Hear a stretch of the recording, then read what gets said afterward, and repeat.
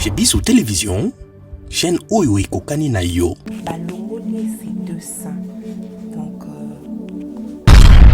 pour arrêter le développement, il y a cancer. Cancer et c'est développé. Mais avec les radiothérapies, et bon, indice, tout, miette, masse cancéreuse, éthique. Alors, c'est quoi? Sois forte, parce que je me mets à ta place, c'est pas facile. C'est pas facile, sois forte, parce que ceux qui nous ont mis, on s'en va le au salama. Donc, ils ont fait mon vraiment insupportable.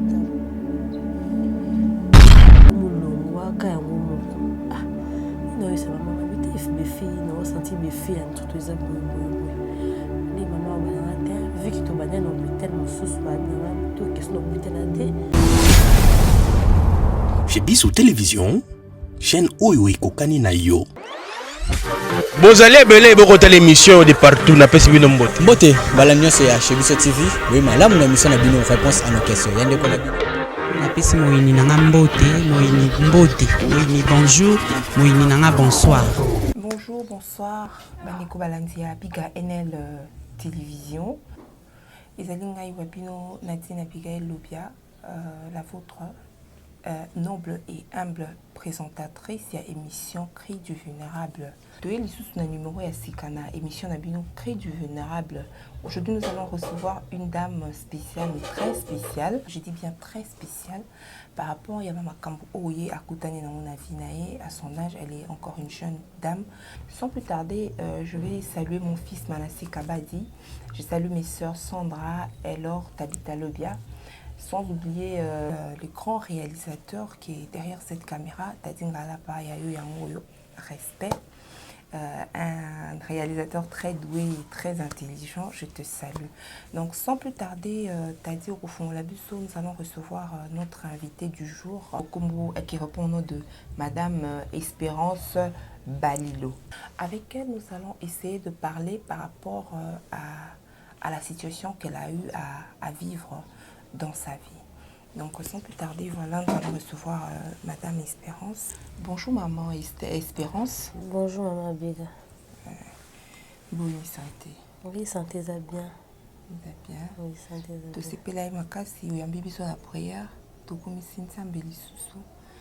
Donc biso toye pour tout seulement muke kandi to lobaki. Okomeka o se présenter muke na ba téléspectateurs Nabiso, Bamekakoye Bayo, on s'est présenté, comment Nayo, ce que tu fais dans la vie, quel âge tu as, si ça ne te dérange pas. Oui, comment on a Espérance Balilo.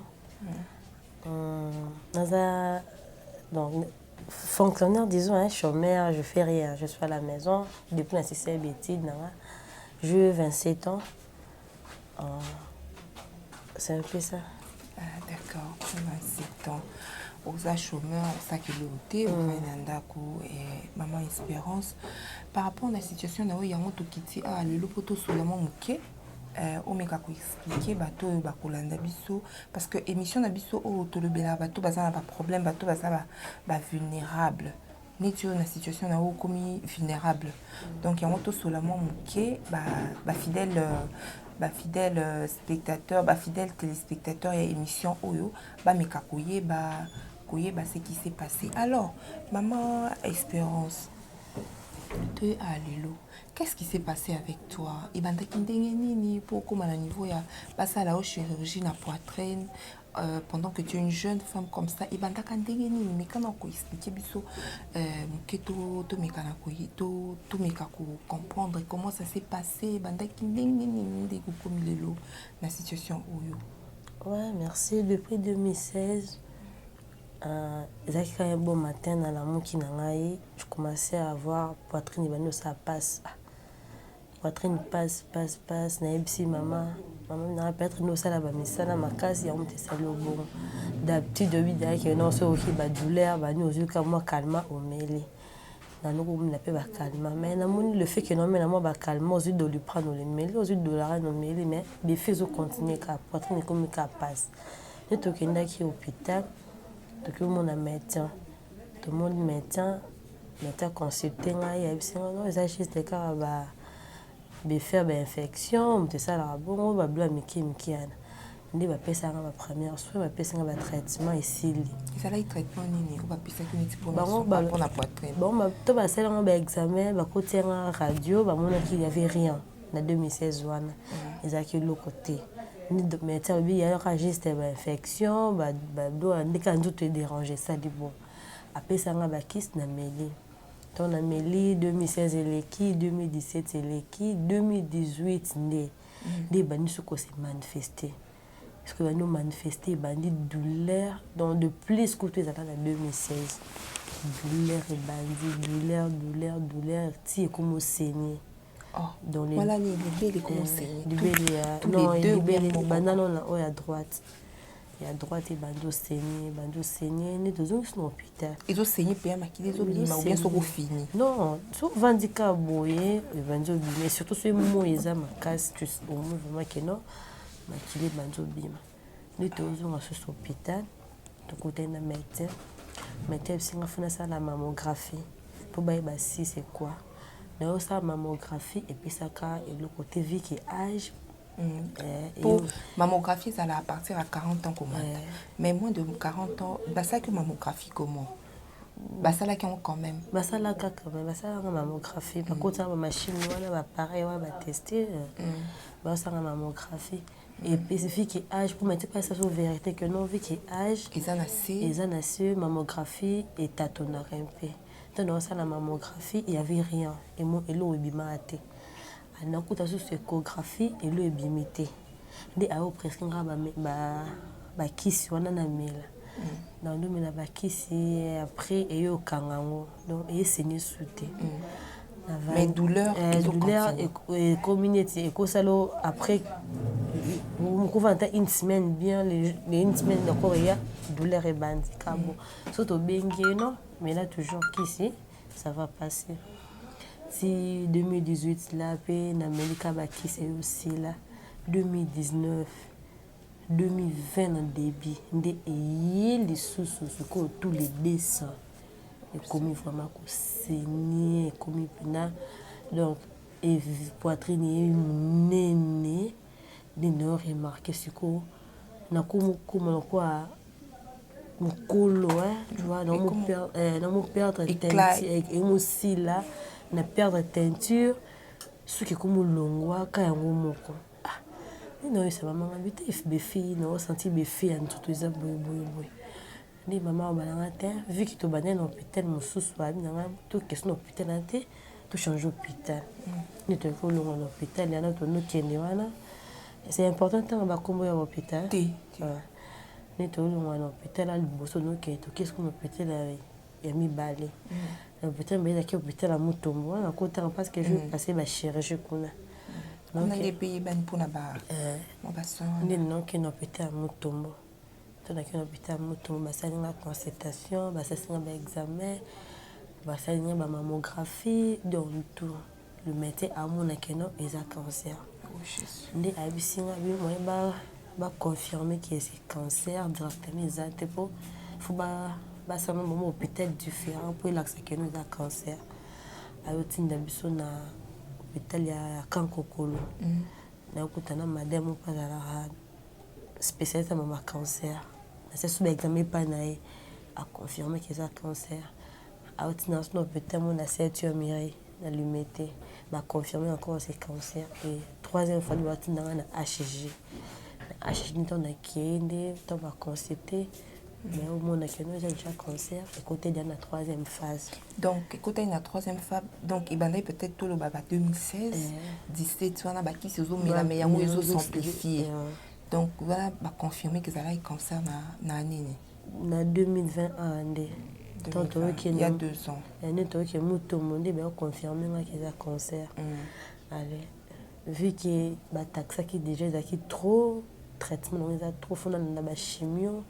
Vu qu'il est touché qui a et touché qui a déjà d'autres seins de faire ça nos chimio pour arrêter et quand même nous évolution il y a cancer on a n'a que traitement chimiothérapie quand la Mutombo tant ici nde bayebaki nofu nasala chimiothérapie. Nasala chimiothérapie. Combien de séances osalaki? Na début nasala 4 séances. Avant basala yango opération. Baséance yango ezala nde nini? Osali neti lelo, après ozongi so après combien de temps? Nous avons 1 mois. Donc osali et puis un mois après, donc 5 pendant 4 mois. 4 mois pour nous avons 1 mois. Donc 2 semaines année l'équipe après 1 mois encore. Tes dates na question pour nous. Tant aussi l'indé après donc passer maintenant la chirurgie. On a passé la chirurgie lesquelles tellement bien malgré ça qui opération très difficile à supporter. Ok, Bandeko Balanzi, quand elle parle de chirurgie, il faut comprendre que il y a chirurgie esthétique, où les gens peuvent se dire chirurgie, c'était pas une chirurgie esthétique. Le bac chirurgie, on l'a enlevé les seins, balongoli, mapeli. Vous pouvez imaginer une jeune femme de 27 ans, ça fait 2 ans, ça fait combien de temps? Ça lui chirurgie en depuis février, dans 2 mois déjà. Donc, une jeune femme de pratiquement 27 ans qui a subi une chirurgie, pas esthétique, mais par contre, plutôt une chirurgie oyo, balongoli ses 2 seins. Donc, voyez-vous ce que ça peut faire. C'est pour ça que je vous ai dit pour commencer que c'était une invitée spéciale, mais très spéciale. Parce que ce qu'elle a vécu à son âge, vraiment, c'est... Ils ont dépassé entendement. Donc, on dit là, ce qui nous a embêtés. Oui, maman. Donc, ton basal chirurgie, wana? Ton basal chirurgie. Aux autres qui ont des temps balobi, bakusalamu bakulongola bassin na yo. Yo aux autres qui ont des psychologie morale na yo. Tu étais d'accord par rapport à la douleur aux ako yoka ou bien il travaille qui na morale na yo, il travaille en vraiment au coma qui démoralisé, ça là indéni. Vraiment un coma qui vraiment dans tous tes états. Donc c'est inexplicable. On n'a même pas quoi expliquer. Dans notre âge, dans notre degré opération, degré maladie, donc na koka qui a monté. Na banner ko boya ko pasala. Je me disais quand on a tous les deux ma belle, on vivra comment qui peut m'accepter l'état où on va là. Donc c'était vraiment dur. Jusqu'à maintenant, je n'arrive même pas à penser à ça peu. Et puis ça toujours passe. Fidèles téléspectateurs, il y a une question que du vulnérable. Comprenez que moi-même aussi je suis dans l'émotion parce que Eza et Lokomoko, Eza grave, mais Eza très grave. Et donc toujours continue, toujours combat dans l'émission de Bissot. Maman Espérance, sois forte, Nzamba Osungayo, parce que je me mets à ta place, c'est pas facile. C'est pas facile, sois forte parce que ceux qui nous ont été, on nous a balobi salama, on nous a balobi et salama. Ce que tu as prévu arrivera toujours. Ceux qui appartiennent à Makambo, malgré bon, ceux qui nous ont balobi qui okubala, okubota, okusalama. Donc ce que tu peux faire, c'est garder la foi qu'à l'ensemble. Coller la tête parce que coller la et puis sa solution au côté, la vie. Coller l'épée sa solution t'es. Donc il faut être forte, sois forte. Prends ton courage pour continuer sur le dossier. Après, c'est pour taille et ça fait combien de temps? Voilà. Maman Espérance. Toujours continuer la émission na Bissot. C'est quoi après opération, ma camion soit là, aux autres quand tu donnes des changements ils allaient, ou bien ma douleur ils ont continué, ils ont des. Après opération, c'était prévu faire une chimiothérapie. Vu que moyen, la chimio là ça coûte écoutez nos chers. Écoutez cher. Faire une vaccin ça chimio mais na bakisi monter pour ba moyen zaté.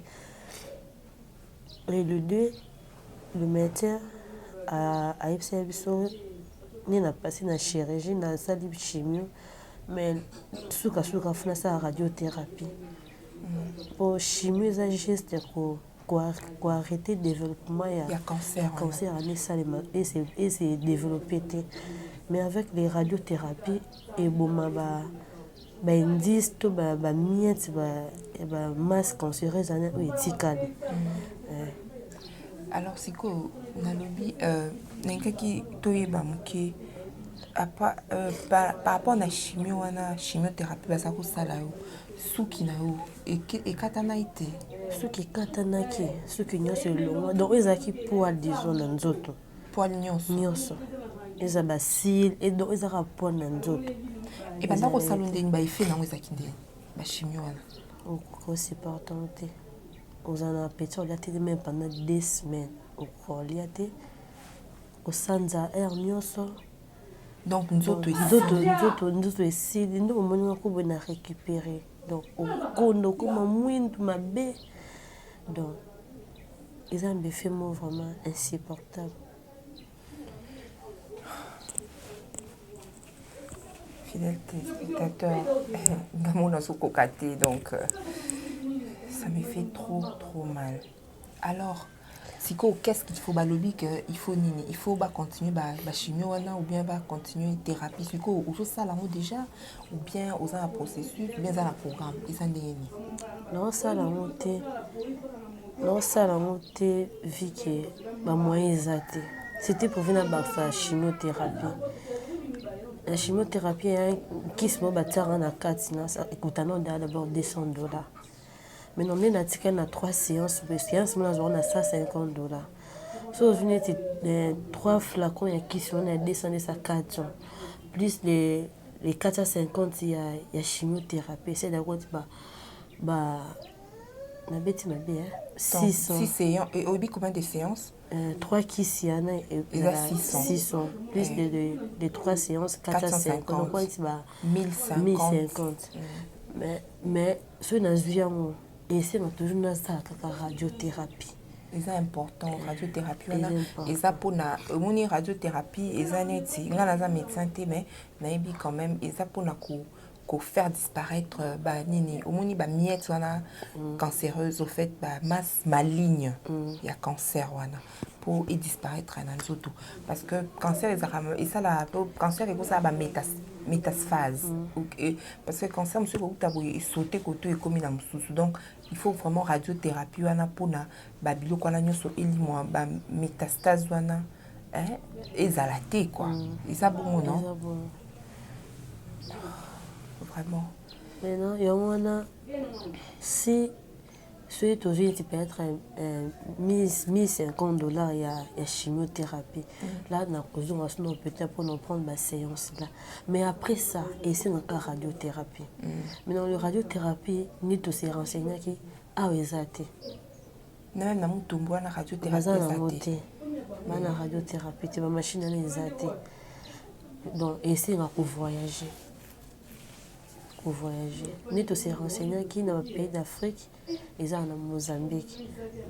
À part Mozambique, on a un pays d'Europe, France, États-Unis, Belgique, Suisse, on a des mais ils sont en Mozambique. Parce qu'au lieu que ça passe,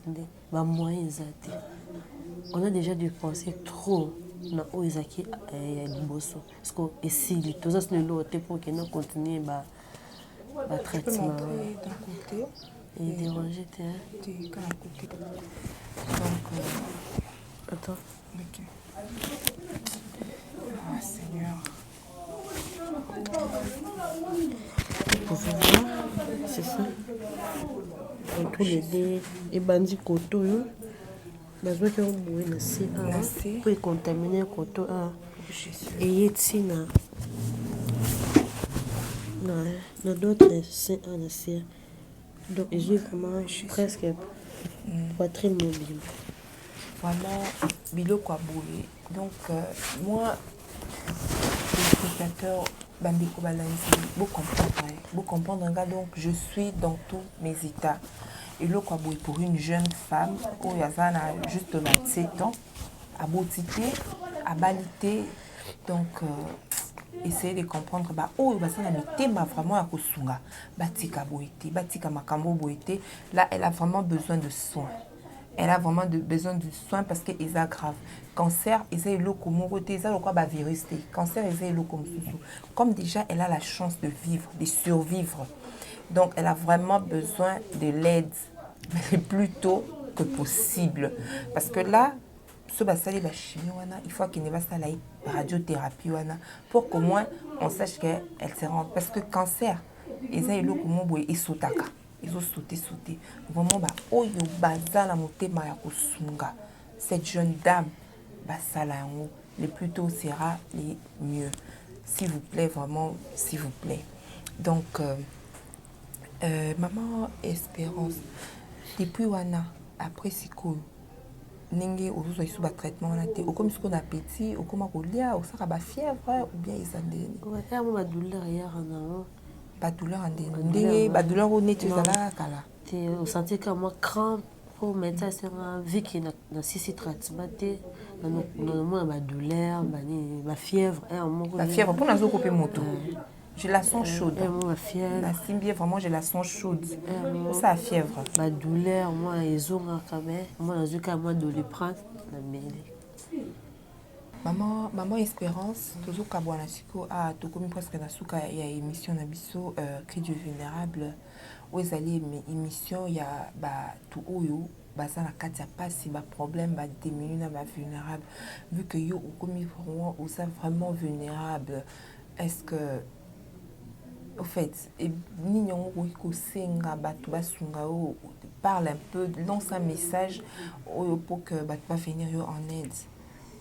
Ouais, nasengi na bato nyonso balanda émission quel que soit l'endroit bozali continent place où vous se retrouver bolanda émission bosunga ngai